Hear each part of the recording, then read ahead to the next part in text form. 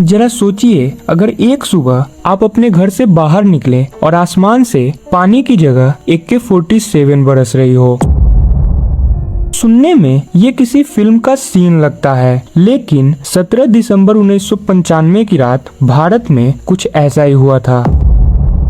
पश्चिम बंगाल का एक छोटा सा इलाका पुरुलिया, जहां लोग उस रात हर दिन की तरह आराम से सो रहे थे। कुछ लोग अगले दिन खेत जाने की तैयारी कर रहे थे, तो कुछ लोग ठंड की वजह से जल्दी सो गए थे। गांव बिल्कुल शांत पड़ा था, लेकिन किसी को अंदाजा भी नहीं था कि कुछ ही मिनटों में उनके ऊपर भारत की सबसे खतरनाक घटनाओं में से एक होने वाली है। आधी रात के बाद गांव के कुछ लोगों ने आसमान में एक अजीब आवाज सुनी, ऐसी आवाज जो उन्होंने पहले कभी नहीं सुनी थी। धीरे धीरे वो आवाज और तेज होने लगी। कुछ लोग अपने घरों से बाहर निकल आए और उन्होंने ऊपर देखा तो एक बहुत बड़ा कार्गो प्लेन बहुत नीचे उड़ रहा था। पहले लोगों को लगा शायद आर्मी का कोई एयरक्राफ्ट होगा या शायद कोई इमरजेंसी फ्लाइट, लेकिन अगले ही पल उस प्लेन से बड़े बड़े लकड़ी के बॉक्सेज नीचे गिरने लगे। कुछ खेतों में गिरे, कुछ पेड़ों के बीच और कुछ गांव के बहुत करीब।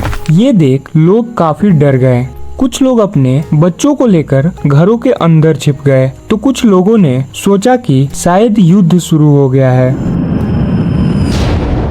पूरी रात गांव में डर का माहौल बना रहा। कोई भी उन बॉक्सेस के पास जाने की हिम्मत नहीं कर रहा था। लोग दूर से ही उन्हें देख रहे थे और सुबह होने का इंतजार कर रहे थे। सुबह होते ही धीरे धीरे कुछ विलेजर्स उन बॉक्सेस के पास पहुंचे, लेकिन जैसे ही उन्होंने उसे खोला उनके होश उड़ गए, क्योंकि उन बॉक्सेस के अंदर खाना या मदद का सामान नहीं था, बल्कि AK-47 rifles, rocket launchers, grenades, night vision devices और हजारों गोलियां थी। मानो इतने हथियार की एक छोटी आर्मी तैयार हो जाए। कुछ ही घंटों में ये खबर पूरे भारत में फैल गई। और फिर क्या था, बस कुछ ही समय में पुलिस, CBI और रॉ की टीम्स पुरुलिया पहुंच गई। लेकिन सबसे बड़ा सवाल अब भी वही था कि इतने डेंजरस वेपन्स भारत में आखिर भेजे किसके लिए गए थे।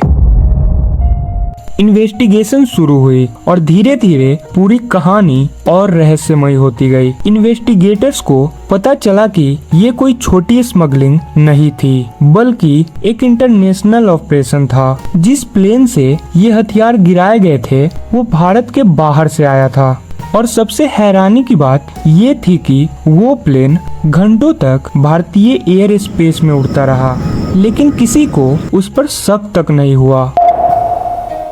जब ये बात लोगों तक पहुंची तो पूरे देश में एक अलग ही डर फैल गया, क्योंकि अगर कोई फॉरेन एयरक्राफ्ट इतनी आसानी से भारत के अंदर आ सकता था तो आखिर देश कितना ही सुरक्षित था।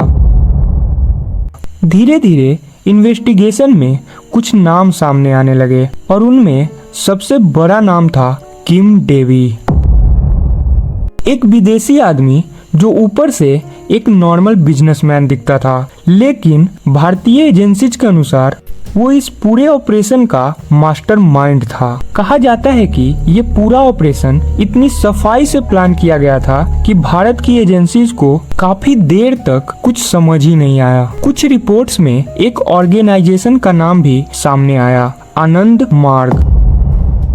हालांकि आज तक ये साफ नहीं हो पाया है कि ये हथियार आखिर थे किसके लिए। कुछ लोगों का मानना था कि इनका इस्तेमाल वेस्ट बंगाल में हिंसा फैलाने के लिए होना था, जबकि कुछ लोगों ने किसी बड़े इंटरनेशनल नेटवर्क का शक जताया। लेकिन आखिर सच क्या था ये आज भी एक मिस्ट्री बना हुआ है। कुछ दिनों बाद भारतीय एजेंसीज को वो कार्गो प्लेन मुंबई में मिला, जहां वो फ्यूल भरने उतरा था। इस बार बिना कोई चूक किए प्लेन को घेर लिया गया, क्रू को गिरफ्तार कर लिया गया, लेकिन किम डेवी इस बार भी फरार हो गया। और सबसे शॉकिंग बात ये है कि करीब 30 साल बाद भी पुरुलिया आर्म्स ड्रॉप केस पूरी तरह सॉल्व नहीं हुआ है।